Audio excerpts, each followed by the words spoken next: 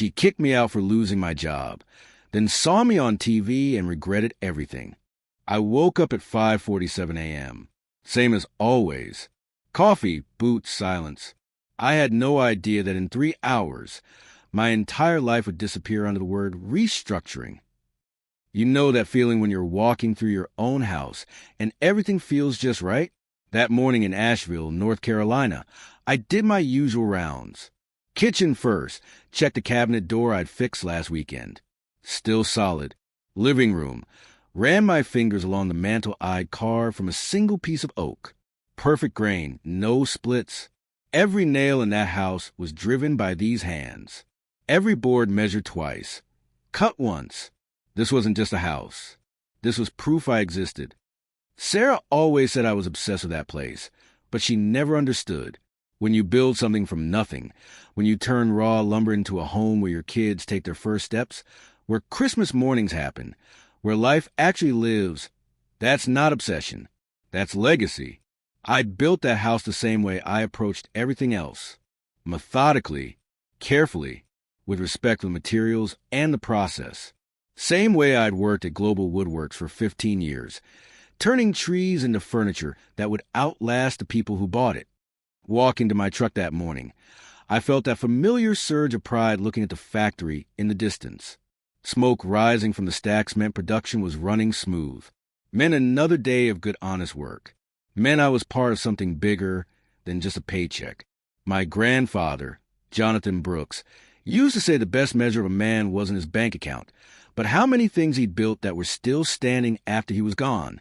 By that measure, I was doing pretty well for a guy who started with nothing but callous hands and a stubborn streak. The drive to work took exactly 12 minutes. Same route every day past Henderson's Dairy Farm, past the Old Methodist Church, past Miller's Auto Shop where they still fix things instead of just replacing them. Small-town America at its finest. The kind of place where a handshake still meant something and your word was your bond. I parked in the same spot I claimed 5 years ago, right next to the loading dock, where I could watch the lumber trucks come and go. There's something about the smell of fresh-cut pine and the sound of machinery working in harmony that just felt right, like everything was exactly where it was supposed to be. But walking into that break room, I knew something was off. Dead silence. 20 guys who normally spent their mornings complaining about their wives, their trucks, or the Carolina Panthers sat there like they'd seen a ghost. Big Jim Morrison, who'd been with the company since the Carter administration, looked up at me with eyes that had lost their fight. "Meeting in 10 minutes, he said. His voice sounded like gravel in a cement mixer. All hands. I'd heard those words before. Every blue-collar worker in America has heard those words. They're never followed by good news. The conference room was packed tighter than a Black Friday sale. Guys were shoulder to shoulder, some leaning against walls, others just standing there trying to look invisible. The air was thick with the kind of tension that comes right before someone's world gets turned upside down. Then in walked the suit. Not just any suit.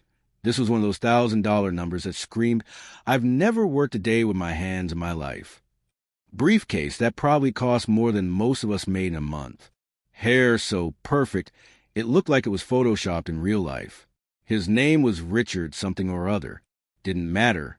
He was just another corporate messenger, delivering someone else's bad news. "Gentlemen," he started, and I clenched my jaw so tight it could have cracked concrete. Nobody calls a room full of working men gentlemen, unless they're about to screw them over. Due to market fluctuations and the need to optimize our operational efficiency, Global Woodworks Incorporated has been acquired by Consolidated Manufacturing Solutions. Optimize, efficiency, solutions. I could smell the corporate bullshit from across the room. The new ownership has decided to implement a workforce reduction strategy focused on operational streamlining. More fancy words. Then came the real punch. Employees over 40 with more than 10 years of service will be affected by this restructuring. My blood went cold. 40 plus with 10 years. That was me. That was Big Jim.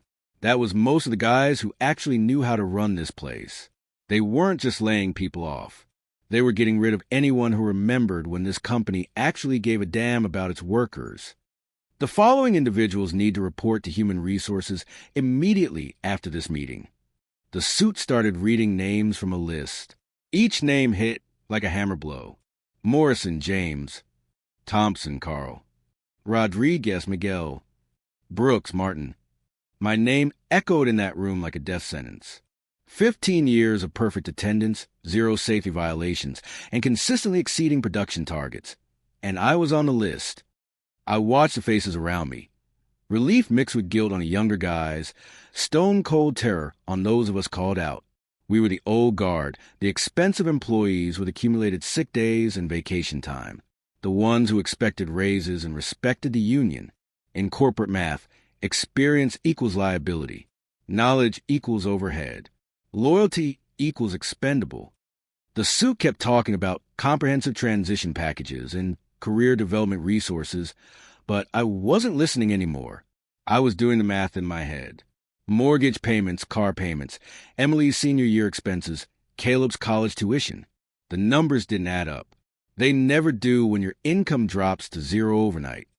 Walking to HR felt like a death march. The hallway I'd walked thousands of times suddenly felt foreign. Fluorescent lights buzzing overhead like vultures. Each step echoing off industrial tile that had seen better decades. Margaret in HR, sweet lady who processed my paperwork for 15 years, couldn't even look me in the eye.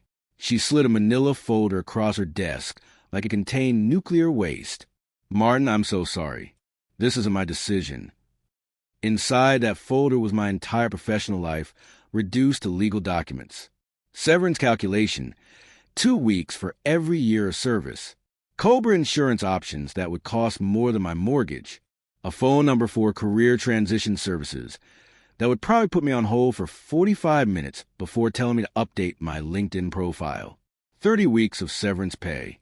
Sounded generous until you realize it was corporate America's way of saying, here's enough money to keep you quiet while you figure out that nobody else is hiring 45-year-old cabinet makers either. I signed where they told me to sign. Initial where they told me to initial. Handed over my security badge and company keys like I was surrendering my identity. Margaret handed me a cardboard box, the universal symbol of professional failure in America. You have until 5 o'clock to clear out your workspace. 5 o'clock, 15 years of building career, and they were giving me 6 hours to erase all evidence I'd ever been there. Cleaning out my workstation felt like attending my own funeral. Tools I'd used for 15 years suddenly looked foreign. The workbench where I'd crafted thousands of pieces of furniture was just wood and metal now. The smell of sawdust that had been as familiar as my own cologne now seemed to mock me. I packed slowly, methodically. Thermos Sarah had given me for my birthday. Picture the kids from when they were small enough to think I was a hero. Work gloves that had molded to my hands over the years. A lifetime of small things that suddenly felt enormous. The drive home was the longest 12 minutes of my life.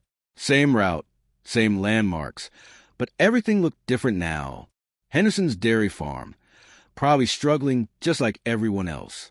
The Methodist church, probably seeing record attendance from all the folks praying for miracles. Miller's auto shop, probably about to lose half his customers. I was 45 years old with a high school diploma and a skill set that was apparently obsolete. In corporate America, that makes you about as valuable as a horse and buggy in rush hour traffic. That first evening, I told Sarah and the kids what happened. Sarah went quiet for a long moment, then nodded like she'd been expecting this.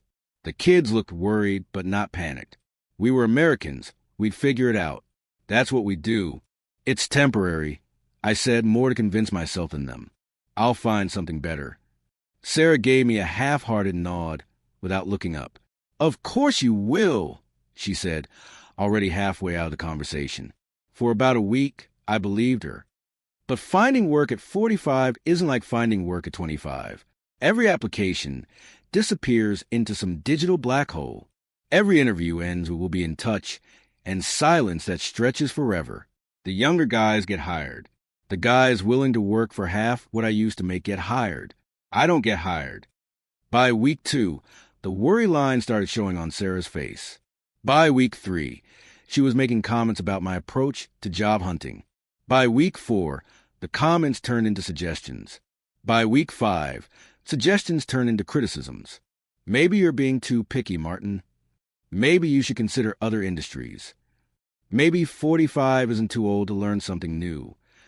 Maybe. Each maybe felt like a tiny knife cut. The worst part wasn't the rejection letters or the empty bank account. It was watching my family's respect for me evaporate one disappointing day at a time. I went from being the provider to being the problem, from being the guy who fixed everything to being the thing that needed fixing. Sarah started making dinner decisions without asking me, started handling the bills without consulting me, started answering the phone when potential employers called, explaining that I was out looking for work, even when I was sitting right there. The kids began avoiding eye contact when their friends came over. Caleb stopped mentioning college plans. Emily stopped asking for money for senior activities. Our house, once filled with easy conversation and laughter, became a museum of careful silence. By the 6th week, she wasn't even pretending to hide her frustration anymore. Martin, you've been unemployed for over a month. Maybe it's time to face reality. We were sitting at the kitchen table I'd built with my own hands, going over bills we couldn't pay. Caleb was upstairs, probably wondering if college was still happening. Emily was in her room, probably wondering if her senior year activities were getting canceled. What reality is that, Sarah?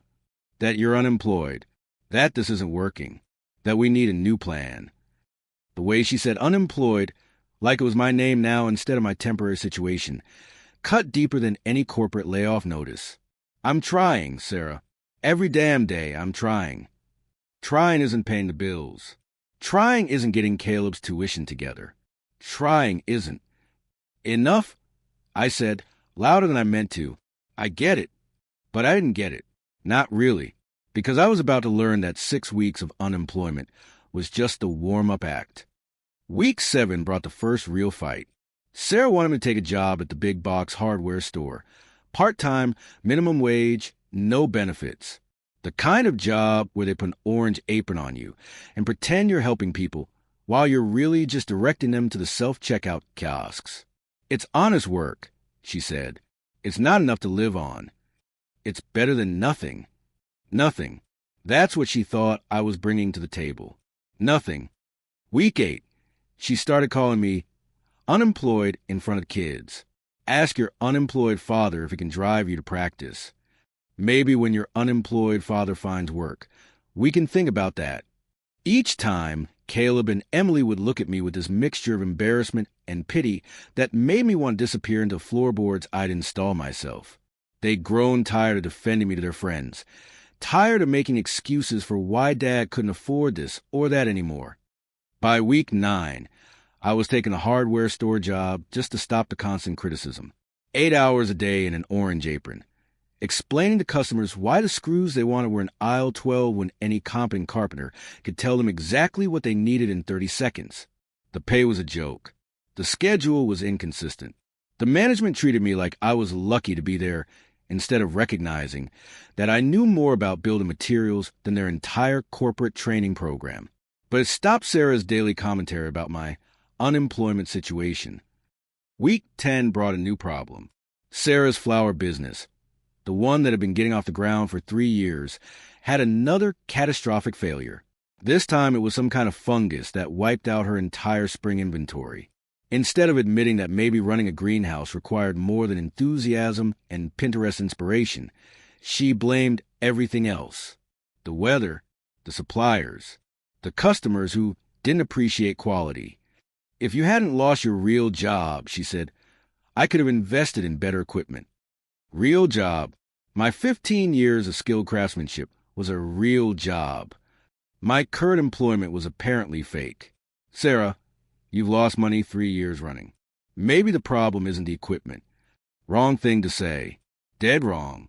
At least I'm trying to build something instead of just wallowing in self-pity. Self-pity. 6 weeks of job hunting followed by swallowing my pride to take minimum wage work was self-pity. Week 11, Sarah started staying late at the greenhouse, working on new business strategies that seemed to require a lot of phone calls and even more wine. When I'd ask about dinner, she'd wave me off. I'm building our future, Martin. Someone has to.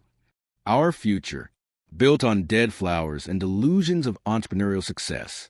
The kids started eating dinner with me in silence, like they were watching their parents slowly come apart in real time, which I guess they were. Emily would glance between us with those big, worried eyes, while Caleb just kept his head down, probably calculating how much longer he had to endure this before escaping to college. Week 12 brought the final blow. I came home from my shift at the hardware store to find Caleb, and Emily sitting at the kitchen table with faces like they'd seen a car accident. "Dad," Emily said quietly, "Mom wants to talk to you." Sarah was in the living room, sitting in the chair I'd reupholstered last Christmas. On the coffee table I'd made from her claimed barn were divorce papers, spread out like a hand of cards in a poker game I didn't know I was playing. "Martin, I can't do this anymore."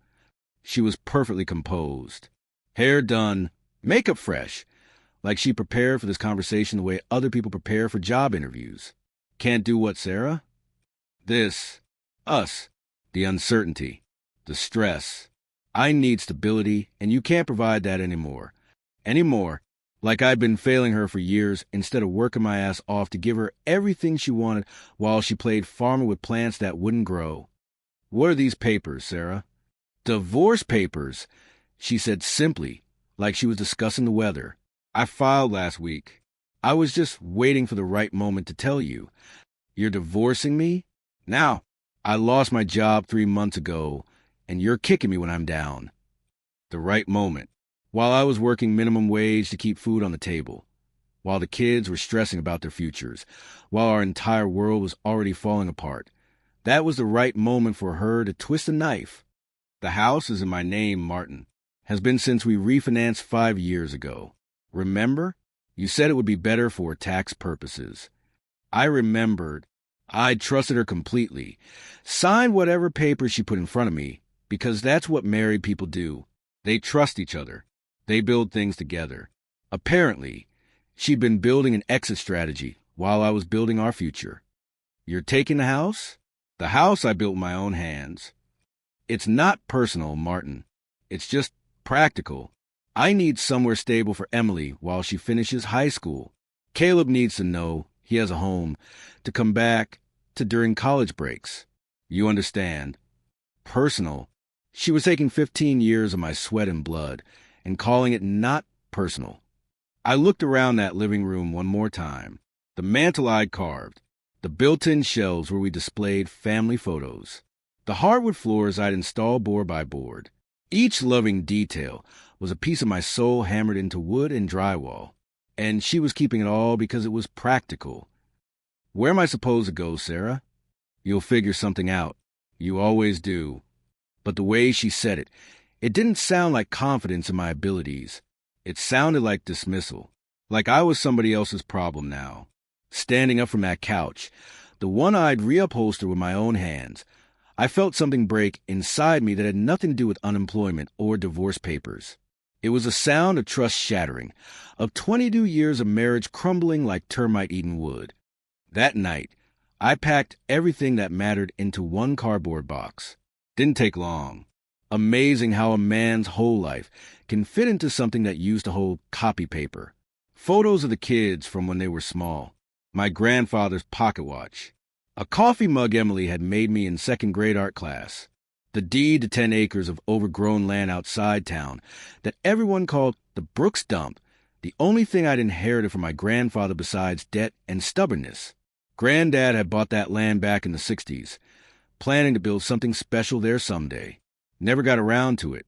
Just let it sit, collecting junk and disappointment for 40 years. Always said it would be worth something eventually.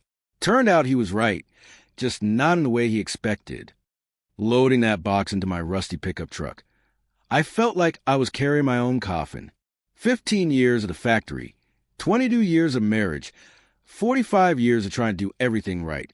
All of it reduced to one cardboard box that rode shotgun while I drove away from the only life I'd ever known. As my grandfather used to say, when life gives you lemons, find some tequila and salt. Or at least figure out where you're going to find the tequila and salt. I drove through Asheville one last time, past a factory that had already forgotten my name, past a house that was no longer mine, toward 10 acres of scrubland that nobody wanted and everybody avoided. I was heading nowhere, to a place that was supposed to be my last resort, not knowing that somewhere in that forgotten wasteland, buried under years of neglect and disappointment, waited something that would change everything. The Brooks Dump. That's what everyone in town called it, and standing there with my cardboard box and wounded pride, I could see why. 10 acres of forgotten dreams stretched out in front of me like a graveyard for good intentions. Rusted car parts. Collapsed sheds that looked like they'd given up fighting gravity sometime during the Reagan administration. Weeds taller than me swaying in the breeze like they owned the place. This was my inheritance. This was what 40 years of my grandfather's, someday I'll build something special here, looked like. The Brooks Dump was where time had stopped, just like my life. Everything here was discarded, overlooked, left to rust. Seemed fitting that I'd ended up here too. I parked my truck next to what used to be a fence and grabbed my one box of worldly possessions. The silence hit me first. No factory whistles. No Sarah complaining about her dying flowers. No kids asking for money I didn't have. Just whine through rusted metal and the distant sound of my own breathing. For the first time in 3 months, nobody was disappointed in me, because there was nobody around to disappoint. Walking through the maze of junk, I felt like an archaeologist exploring the ruins of someone else's ambitions. Here's a pile of lumber that had rotted into something resembling chocolate cake. There was a tool shed that had apparently lost a fight with a tornado and decided to just lay down and die. My grandfather had always said this place would be worth something someday. Guess he was right. It was worth exactly what I had left. Nothing. I found a relatively flat spot near what used to be a barn and set down my box. Behind a collapsed main structure, there was an old travel trailer from the 70s, faded aluminum siding, flat tires, but the roof was still intact. Home sweet home. Population. One failed carpenter, and whatever critters had claimed squatters' rights over the past few decades. The trailer was like stepping into a time capsule. Avocado green appliances that hadn't worked since Carter was president. A fold-out table that wobbled like a newborn deer. But it was dry, it had 4 walls, and most importantly, it was mine. Day one of my new life involved trying to clear enough space around a trailer to actually live like a human being. Sounds simple enough, right? Wrong. I'm a builder who constructed houses that could survive hurricanes, but apparently I couldn't navigate around a hole that had probably been dug by dinosaurs. And those dinosaurs were definitely better organized than me. I found an old chair outside the trailer, figured I'd earn a break, sat down, and watched it crumble beneath me like my confidence. At least I wasn't the only thing around here that had seen better days. Day 3 brought my first real discovery. The collapsed barn was a maze of fallen beams and scattered junk, but there was one corner where the roof had held, a little pocket of dry space that had been protected from 40 years of Carolina weather. That's where I found it, a guitar case. Old, beat up, covered in dust, but sitting in that one spot where the rain couldn't reach it. It was like my grandfather had known exactly where to put it, like he'd been protecting it, waiting for someone to come looking.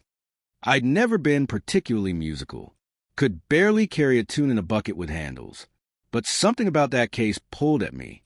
Maybe it was the way the afternoon light hit the worn leather. Maybe it was because everything else around here was obviously garbage, and this thing looked like it might have been something special once. Or maybe I was just lonely enough to start having conversations with musical instruments. Picking up the case felt like holding a time capsule. It had weight to it, not just physical weight, but the kind of weight that comes with history, with stories, with secrets that had been keeping themselves for decades. The latches were corroded, but they still worked. Amazing what quality craftsmanship could survive when everything else around it turned to rust. Inside that case was the most beautiful piece of what I'd ever seen. Not that I knew anything about guitars, but I knew wood. I'd been working with lumber my entire adult life, and this wasn't just any wood. This was wood that had been loved, wood that had been played, wood that had stories carved into every grain. A Martin D. 45, according to the label inside. 1937, the year my grandfather was born. But beautiful or not, this guitar was in rough shape. Scratches and dings covered the body like battle scars. The strings were either snapped or missing entirely. The bridge was pulling away from the soundboard like it was trying to escape. She was as damaged as I was, sitting in this wasteland of abandoned projects. We'd found each other in the cemetery of good intentions. Two pieces of neglected craftsmanship nobody else wanted. Just a pile of old wood. Really. Practical Martin kicked in. I needed money, not musical instruments I couldn't play. Time to see what this old thing was worth. The pawn shop on Main Street looked exactly like every pawn shop in America. Bars on the windows, neon signs promising quick cash, and the lingering smell of other people's desperation. Perfect place for a guy with a vintage guitar and a desperate situation. The kid behind the counter couldn't have been more than 25. Probably never worked a day outside air conditioning, judging by how his hands looked like they'd been moisturized daily since birth. He was glued to his phone, swiping through whatever app was keeping his attention span hostage that particular afternoon. I set the case on the counter with the kind of respect you give something that might be valuable. He barely glanced up from his screen. Finally, he looked at the case like I just interrupted his very important social media research. Opened it just enough to peek inside without actually examining anything. Could be a knockoff, he said. Happens all the time. Wood looks decent enough, though. Maybe $50 if I want to be rid of it. People make fake vintage guitars in their garages and try to pass them off as the real deal constantly. Why would anyone want this antique when you could get a brand new electric guitar with built-in effects for the same price? Knockoff. This kid was dismissing my grandfather's guitar as garage-made junk without even bothering to really examine it. I felt my face burn with embarrassment, not because of the low offer, but because of how he'd written off something that had survived longer than he'd been alive without giving it the respect of a proper evaluation. Grabbed my case and walked out without saying a word. Some things deserve better treatment than that, even when you're desperate. Back at the Brooks dump, I was more frustrated than I'd been since the day I got laid off. Frustrated at Sarah for giving up on us. Frustrated at the factory for throwing me away. Frustrated at that punk kid for treating my grandfather's guitar like it was worthless. Frustrated at myself for being naive enough to think anything in my life was worth something to anybody else. That evening, anger got the better of me. I picked up that guitar case and threw it harder than I'd thrown anything since high school baseball. The old case hit the ground and split open like it had been waiting 40 years to spill its secrets. Out tumbled the guitar, rolling across the dirt like it was auditioning for a country music video about hard times and heartbreak. But something else fell out too. Something that had been hidden in a secret compartment I hadn't noticed. A leather journal. Old, worn, filled with handwriting I recognized even after all these years. My grandfather's journal. Jonathan Brooks had always been a storyteller. Family gatherings meant listening to his tales about the old days, about people he'd met, places he'd been. Grandma used to roll her eyes and say, "Here, he goes again with his wild stories," whenever he'd start talking about his adventures. We kids figure half it was made up. Old men tend to improve their stories with age, you know? But holding his actual journal, reading his actual words, I realized maybe Grandma was wrong. Maybe we should have been listening more carefully. The first few pages were typical grandfather stuff. Weather reports, grocery lists, complaints about politicians that could have been written yesterday. Then I hit the entries from 1953, working as road manager for Hank Williams. That got my attention real quick. My grandfather, the man who fixed farm equipment and told stories nobody quite believed, had apparently spent a year managing the most famous country singer who ever lived. No wonder Grandma thought he was spinning tales. Who would believe that quiet Jonathan Brooks from Asheville had rubbed shoulders with American music royalty? And this guitar, this supposedly worthless knockoff some kid had dismissed without a second thought, this was Hank Williams' personal guitar, the one he'd played on the Louisiana Hayride. The one he'd written Your Cheatin' Heart on. The one that had been in my grandfather's care when Hank died in the back of that Cadillac on New Year's Day, 1953. I always thought my grandfather told tall tales, like every grandfather in America. But this wasn't just stories anymore. This was history. American music history. locked away in a leather journal that had been waiting in a secret compartment for someone desperate enough to throw it hard enough to break it open. The serial numbers matched his careful notes. The detailed descriptions matched every scratch and ding. Hell, even the specific, where patterns were cataloged in my grandfather's methodical handwriting. At the bottom of the case, wrapped in an oilcloth that had somehow survived for decades, were photographs, black and white pictures of my grandfather standing next to Hank Williams himself. Young Jonathan Brooks in a suit that actually fit, grinning next to the man who defined country music for generations. Looking at those photos, I could almost feel Hank's fingers moving across those frets. Could almost hear his voice filling the air with songs that made grown men cry and steel workers sing along.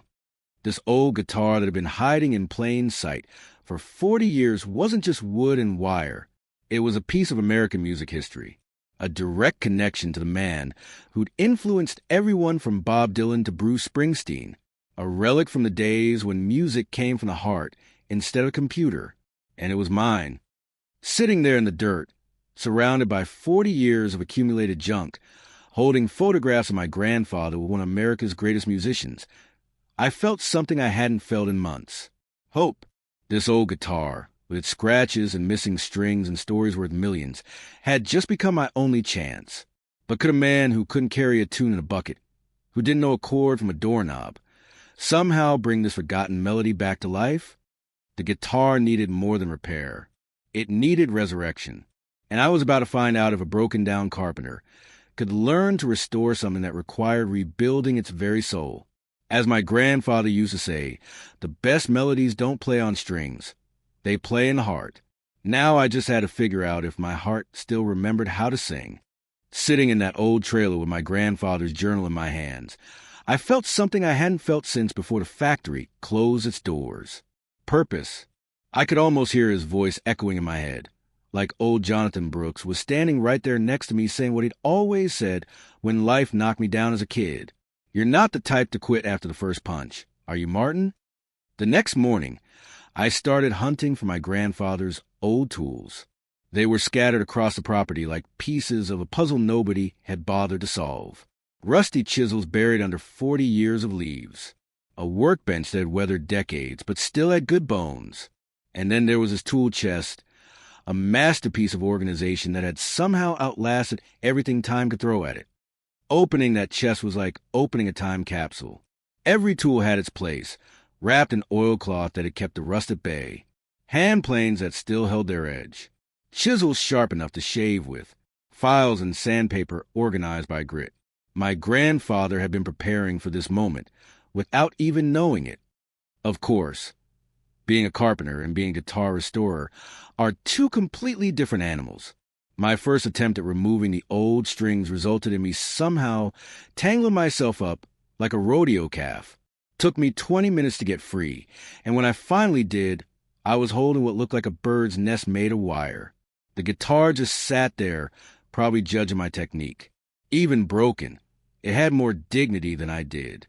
But I'd built houses that were still standing after 20 years. How hard could one guitar be? Famous last words. I started with what I knew, wood. I didn't know guitars, but I knew wood. And this one whispered in a language I'd spent my life learning. Running my hands over that Martin's body, I could feel stories carved into every grain. The deep scratch along the lower bout wasn't damage. It was memory. The worn spot where countless picks had struck wasn't a flaw. It was proof of purpose. It wasn't repair. It was translation. This one had a story, and I was learning the language. Every night, I'd sit in that trailer reading my grandfather's journal by the light of a camping lantern. His handwriting told stories about Hank Williams that no biography had ever captured. The man behind the legend. The perfectionist who would play the same song 30 times until he got it exactly right. My grandfather wrote about watching Hank work, about the way his fingers moved across the frets like he was having a conversation with the instrument itself. I started talking to the guitar while I worked on it. Sounds crazy, but my grandfather had written about how Hank did the same thing. Said the best musicians didn't just play their instruments, they listened to them. So I listened, and slowly, that old Martin started talking back. The neck, head separated from the body, a repair that would have terrified me a month earlier. But working with my grandfather's tools, reading his notes about guitar construction, I felt his hands guiding mine. Every cut, every measurement had to be perfect. As he used to say, if something's worth doing, it's worth doing right. And if you're doing it for yourself, do it like it's the last thing you'll ever do. 3 weeks into the restoration, I found something that made my hand shake. Hidden under the pickup guard, carved so small you'd miss it if you weren't looking, were the initials HW followed by what looked like a tiny musical note. Hank Williams had left his signature in the wood itself. That discovery sent me down a rabbit hole of research. I spent hours at the library reading everything I could find about Hank Williams, about vintage Martin guitars, about the history of country music. The librarian probably thought I was writing a dissertation. I listened to every Hank Williams recording I could get my hands on, trying to hear the sound the specific guitar would have made, trying to understand what made it special. The more I learned, the more I realized how much I didn't know. This wasn't just any guitar. This was potentially one of the most historically significant instruments in American music history. And I was a guy who couldn't even tune the thing. That's when I decided I needed help. Real help from someone who understood guitars the way I understood houses. A little digging led me to Arthur R.D. Blues, a name that kept popping up in vintage guitar forums. Word was he'd been collecting and restoring instruments since before the internet was even a dream. Finding R.D.'s shop was like finding a needle in a haystack, tucked away in a part of town that Google Maps had apparently given up on. It looked more like a storage unit than a business. No sign, no advertising, just a beat-up door with music spilling out from the cracks.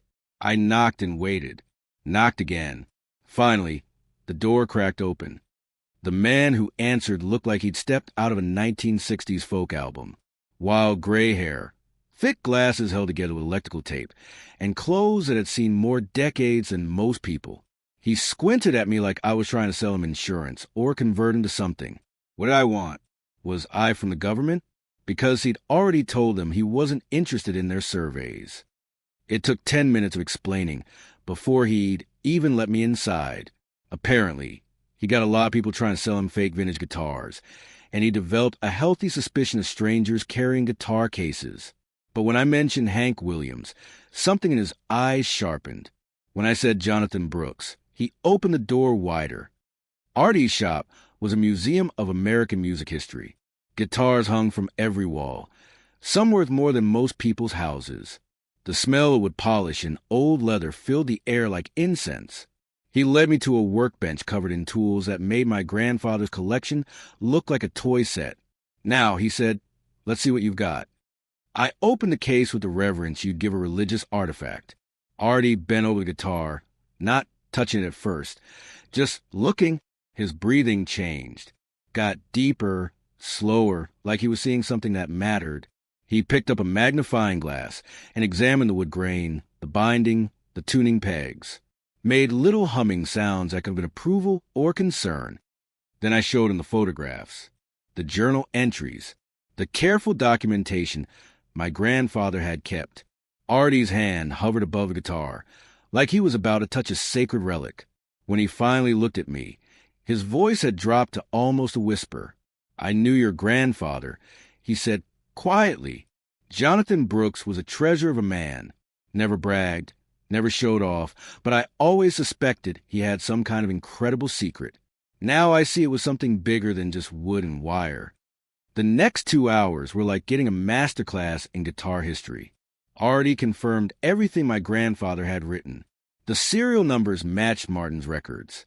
The construction details were exactly right for a 1937D 45. Even the wear patterns lined up with how Hank Williams held his instruments. But more than that, Artie helped me understand what I was really holding.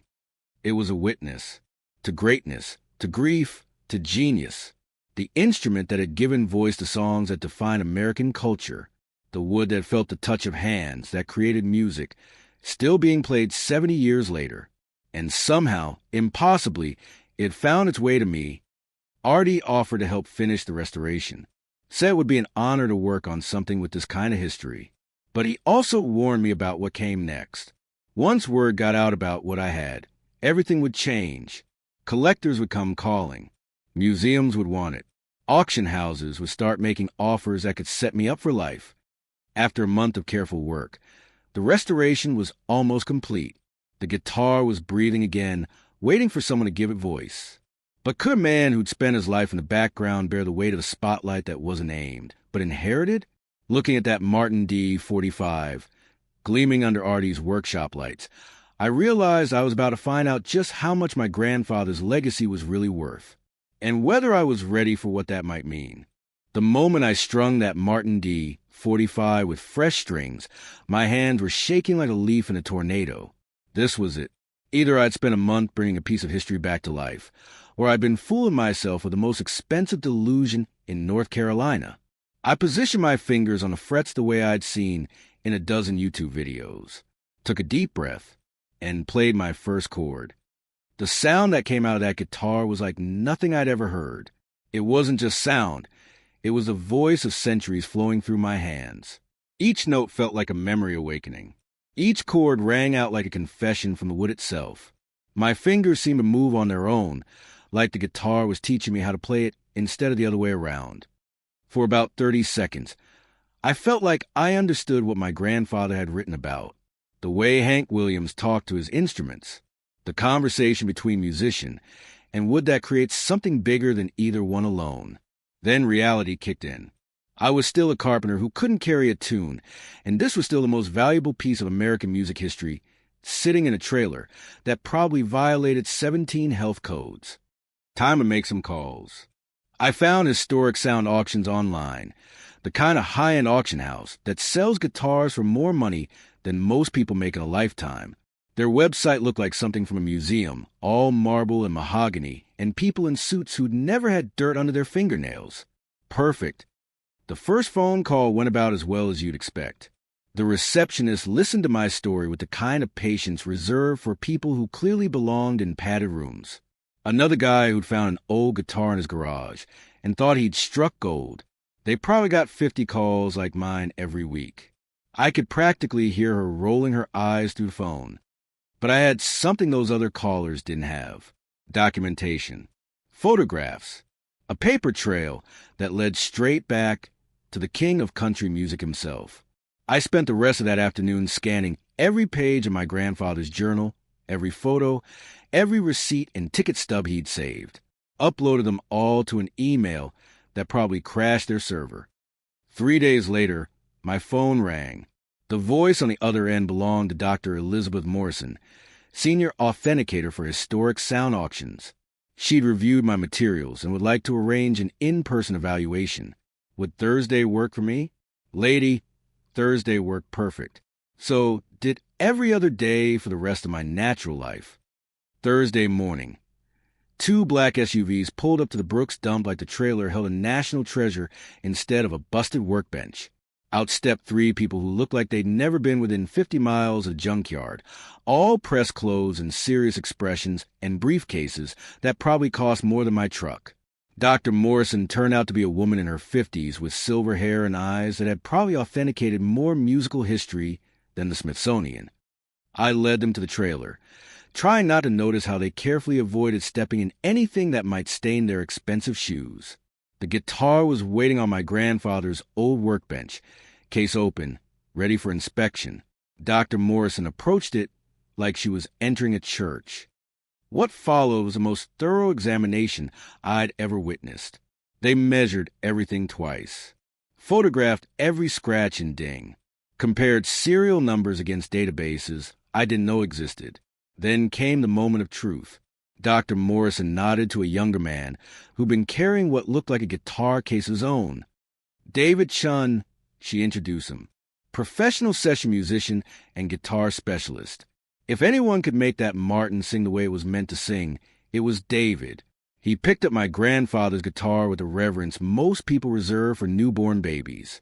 First, he tested each string individually, listening to the tension and tone with the kind of focus I'd only seen in my grandfather's eyes when he was examining with grain. Then he began tuning, turning each peg with microscopic adjustments, pausing between each turn to let the strings settle. The whole process took maybe 5 minutes, but it felt like watching a master craftsman prepare for performance of his lifetime. Finally, he positioned his fingers on the frets. Then he played.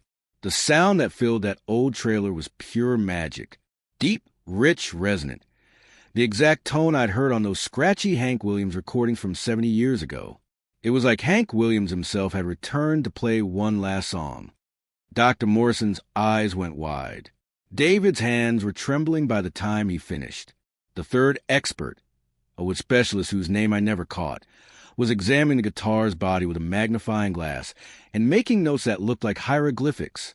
They huddled in a corner for 10 minutes, whispering like they were planning a bank heist. When Dr. Morrison finally spoke, her voice had changed. Gone was the professional skepticism. In its place was something approaching awe. This was authentic, not just a Martin D. 45 from 1937, but specifically the instrument documented in my grandfather's journal, the guitar that had shaped American music history. They wanted to put it up for auction immediately.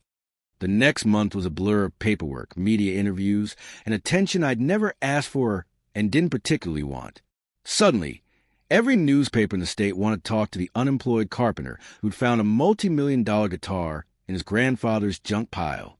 Television crews showed up at the Brooks dump like it was some kind of tourist attraction. The interviews were painful. I'm not built for cameras and questions about my incredible journey and amazing discovery. When one reporter asked about my plan for luxury living, I told him I might upgrade to a pickup truck that didn't require a tetanus shot to drive.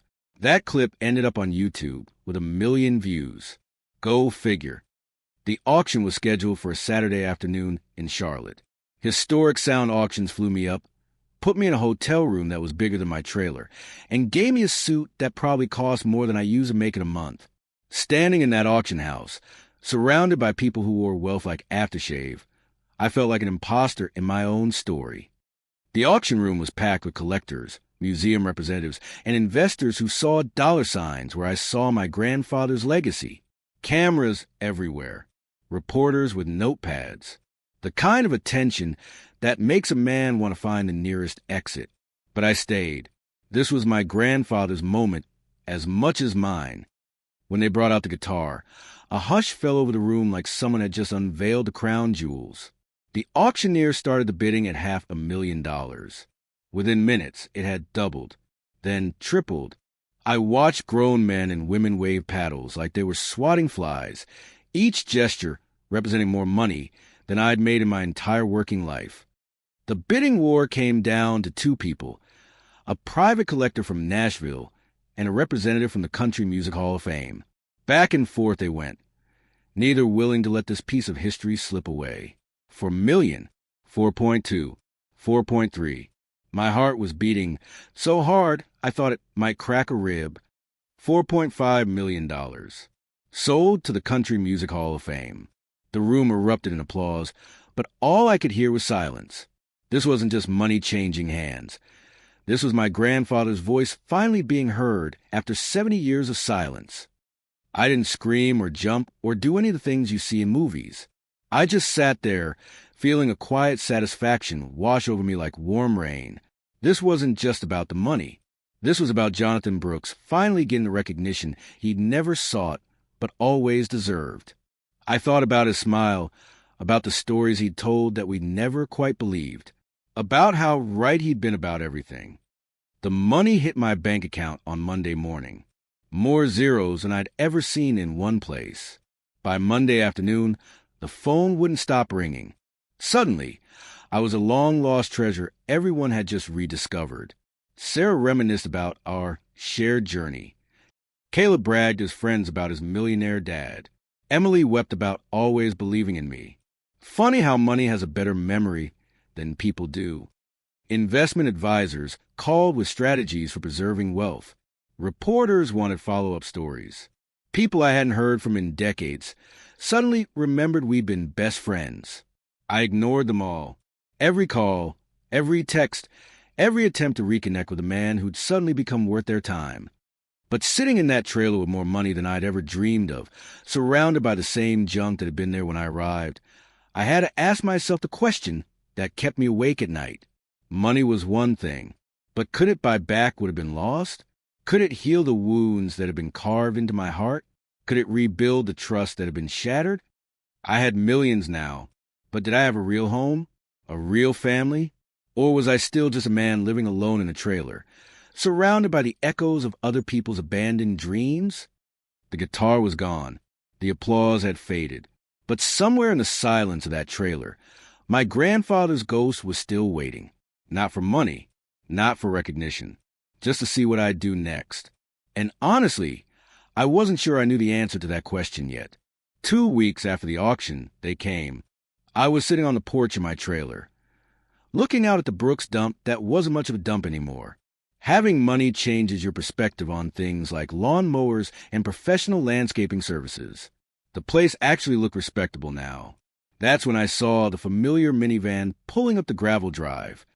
Sarah got out first, followed by Caleb and Emily. They walked toward me like they were approaching a wild animal that might bolt at any sudden movement. The Brooks dump had been transformed, but so had I. Money doesn't just change your bank account. It changes how people see you, how they treat you, how they remember loving you. Caleb was the first to speak. Without saying a word, he pulled out an old photograph from his wallet, the one I'd given him years ago of me and his great-grandfather Jonathan working on a birdhouse together. He handed it to me with shaking hands and said he was sorry, really sorry, for not believing in me when things got tough, for being embarrassed by his unemployed dad, for caring more about college tuition than his father's dignity. Emily wrapped her arms around me like she used to when she was little and had nightmares, held on tight like she was afraid I might disappear again. Sarah stood back, watching this reunion with calculating eyes, always working the angles, always looking for the best way to position herself.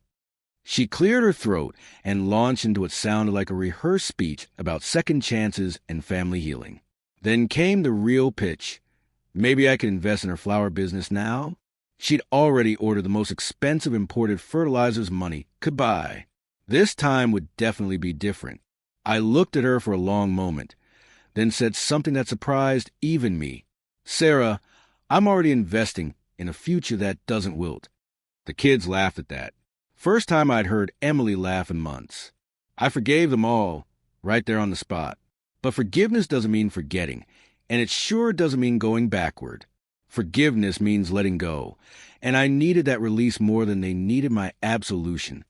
Some bridges are better burned. I told them, not out of spite, but to keep yourself from being tempted to return to places that were never really home. Caleb nodded like he understood.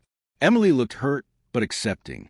Sarah looked like she was calculating the cost of those imported fertilizers. They left an hour later, and I felt lighter than I had in years. The next morning, I made a phone call that would have seemed impossible 6 months earlier. I called the bank that held the mortgage on Global Woodworks Incorporated, the factory where I'd lost my job, my dignity, and my faith in the American dream. Turns out everything has a price, including your past. It took 3 weeks of paperwork, but I bought the whole operation. Not for revenge. That would have been too small, too bitter. This was about transformation, about taking a place where dreams want to die and turning it into somewhere they could be reborn. I had plans. Big plans. The Jonathan Brooks Academy. That's what I was going to call it. A place where people could learn real skills with their hands. Where veterans could find purpose after service. Where folks who'd lost jobs to automation could discover they still had value. Where young people could learn that building something that lasts is worth more than any algorithm. The old factory floor would become workshops. The executive offices would become classrooms. The parking lot where I cleaned out my locker in shame would become a place where people arrived each morning with hope. This wasn't just a factory anymore. This was going to be a place where dreams got built instead of broken down. It took 8 months to renovate the whole place. I worked alongside the contractors, partly because I missed the feel of tools in my hands, and partly because I wanted to make sure every detail was right. The grand opening was set for a Saturday in October. Perfect North Carolina weather, leaves turning colors that reminded you why people wrote songs about autumn. The night before the ceremony, I was doing one final walkthrough when I decided to completely dismantle that old guitar case. I wanted to make sure there weren't any more secrets hiding in corners I'd missed. That's when I found it. Another hidden compartment, smaller than the first, tucked behind the neck support. Inside was a yellowed envelope with my name written in my grandfather's careful handwriting. Not Martin or to my grandson, just for the one who doesn't give up. He'd known. Somehow, he'd known that someday I'd need to find this exact message at this exact moment. The letter was short, but it hit like a sledgehammer to the chest. If you're reading this he'd written, it means you didn't quit. And I always believed you could do anything you set your mind to. Remember, real value isn't in what you own, but in who you are and what you build. Let that guitar be more than music. Let it be your voice. And remember, Martin, legacy isn't what you leave behind. Legacy is what you leave in other people's hearts. I sat there in that empty factory, holding my grandfather's final words, and cried like I hadn't cried since I was 10 years old. The grand opening was everything I'd hoped it would be. Local politicians showed up for the photo opportunities. Former co-workers came to see what their old workplace had become. Reporters documented the transformation from Rust Belt relic to modern training facility. But the moment that mattered most was when I cut the ribbon. Standing there with those oversized scissors, looking out at faces full of hope and possibility, I finally understood what my grandfather had been trying to teach me all along. Success isn't about the size of your bank account or the recognition you receive. It's about the difference you make, the lives you touch, the dreams you help others discover. The first class of students started the following Monday. 20 people, ranging from an 18-year-old kid who'd never held a tool to a 60-year-old veteran who'd lost his way after leaving the service. I made them all start the same way I'd started, sorting through piles of junk, learning to see value in things other people had thrown away. You have to know what real trash looks like, I told them, before you can recognize genuine treasure. They'd grown at the philosophy lesson, but they did the work. And slowly, over weeks and months, I watched them discover what I'd learned in that trailer. That real craftsmanship isn't about perfect lines or flawless finishes. It's about perfect respect for your materials, your tools, and yourself. That every mistake is a lesson, and every lesson makes you stronger. That building something with your hands connects you to something larger than yourself. 6 months after opening, we had a waiting list. A year later, we were placing graduates in jobs across 3 states. 2 years later, we opened a second location. But the numbers weren't what mattered. What mattered were the letters I got from students who'd found their purpose, their confidence, their voice. I kept my grandfather's final letter in my office, framed next to a picture of that old Martin D 45. Visitors always asked about both, and I'd tell them the whole story. The factory closing, the divorce, the junk pile, the discovery. But mostly, I'd tell them about Jonathan Brooks, who'd saved more than just a guitar. He'd saved his grandson's faith in what was possible. My life became a symphony of triumph, where every note, even the most bitter ones, eventually led to harmony. I never got rich in the way people measure wealth, but I got something better. I got to watch broken people discover they weren't broken at all, just misplaced. And every evening, when the academy was quiet and the students had gone home to their families, I'd walk through those workshops and remember what my grandfather had written. Legacy isn't what you leave behind. It's what you leave in other people's hearts. The guitar was gone, sold to its rightful place in history, but its voice lived on in every hand that learned to build, every dream that found direction, every person who discovered their worth. That old Martin D, 45, had taught me the most important lesson of all. The best music isn't played on strings. It's played in the lives we touch, the hope we share, and the legacy we choose to leave. And that's a song that never ends.